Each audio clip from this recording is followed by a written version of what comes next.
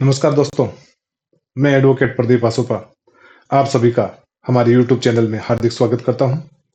आप सभी को सुप्रभात, आपका दिन मंगलमय हो।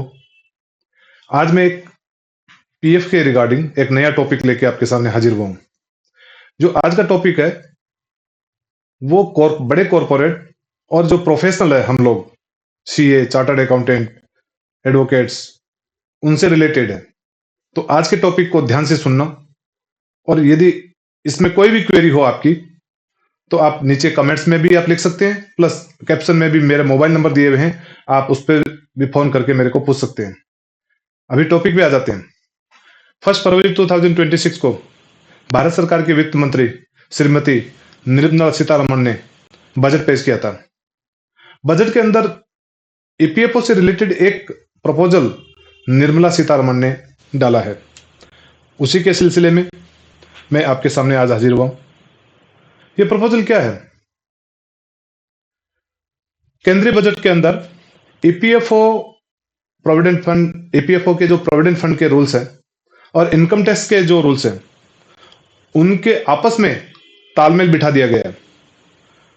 कहने का मतलब है उसमें सरलीकरण कर दिया गया है। पहले ईपीएफओ के जो एग्जम्पशन के रूल है और इनकम टैक्स के जो एग्जम्पशन के रूल है, उसमें डिफरेंस रहता था। इसी केंद्रीय बजट में 2026 में वित्त मंत्री जी ने रिकॉग्नाइज प्रोविडेंट फंड से जुड़े इनकम टैक्स के रूल को पूरे सरल कर दिए गए हैं। इनकम टैक्स एक्ट 2025 के अंदर यह मेंशन कर दिया गया है कि इनकम टैक्स के अंदर किसी भी प्रोविडेंट फंड से रिलेटेड ट्रस्ट को तभी रिकॉग्नाइजेशन मिलेगी जब वो trust EPFO, it means employ provident fund and miscellaneous provision act 1952 के अंदर एग्जम्प्टेड होगा। मतलब बोथ के अंदर, दोनों एक्ट के अंदर नियम इक्वल कर दिए गए हैं। दूसरा जो महत्वपूर्ण इसके अंदर प्रोविजन किया है, इन्वेस्टमेंट की बात करें, जो एग्जम्प्टेड ट्रस्ट होते हैं उसमें इन्वेस्टमेंट में बाउंडेशन थी। आप 50% आपको गवर्नमेंट सिक्योरिटी में ट्रस्ट को इन्वेस्ट करना पड़ता था।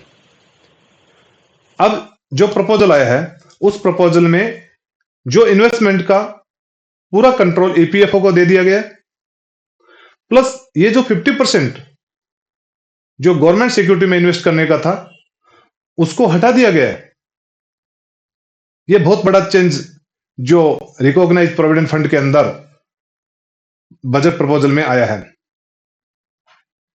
इसके आगे एम्प्लॉय का जो कंट्रीब्यूशन, एम्प्लॉयर शेयर, जो employer share recognise provident fund के अंदर जमा होता था, वो 7,50,000 कर दिया गया है। मतलब कोई भी एम्प्लॉयर 7,50,000 तक एम्प्लॉय का एम्प्लॉयर शेयर जमा करा सकता है। इसमें सबसे एक बड़ा बेनिफिट दिया एम्प्लॉय को। ये जो एम्प्लॉयर शेयर है वो एम्प्लॉय के लिए टोटली एग्जम्प्टेड कर दिया गया है। इट मींस इनकम टैक्स के अंदर एम्प्लॉय का इस अमाउंट पे टैक्स नहीं लगेगा। ये बहुत बड़ा एम्प्लॉय के लिए बेनिफिट किया गया है।